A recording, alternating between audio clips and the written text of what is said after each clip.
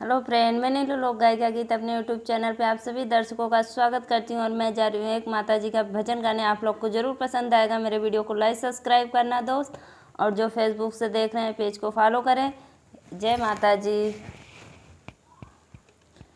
हम तो हसे पूछिला झाला रानी बिया हो कमाने गुणमाना पतिया भैल कचनरवा हो कमाने गुणवाना पतिया भैल कचनरवा हो कमाने गुणमाना हमरे ही डरिया दुर्गा मैया के बसेरवा हो यही हो गुणमाना पतिया भैल कचनरवा हो यही हो गुणमाना पतिया भैल कचनरवा हो यही हो गुणमाना हम तो हसे पूछिला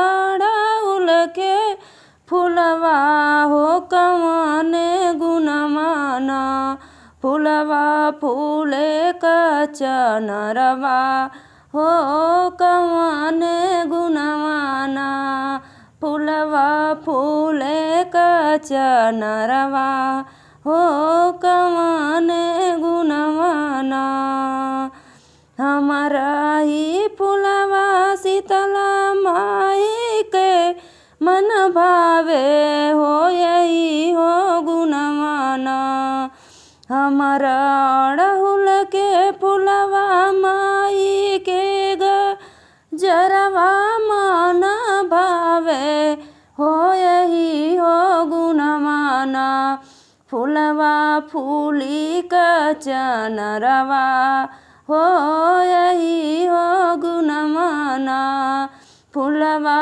फूली कचनरवा हो यही हो गुणमाना हम तो हसे पूछिला आम के पतैया हो कमाने गुणमाना तोहरी लंबी लंबी पतिया हो कमाने गुणमाना तोहरी लंबी लंबी पतिया हो कमाने गुणमाना हमारे ही पतिया से होला हमनिया हो यही हो गुणमाना हमारी लंबी लंबी पतिया हो यही हो गुणमाना हमारी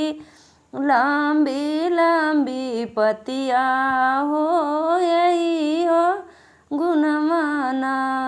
जय माता जी।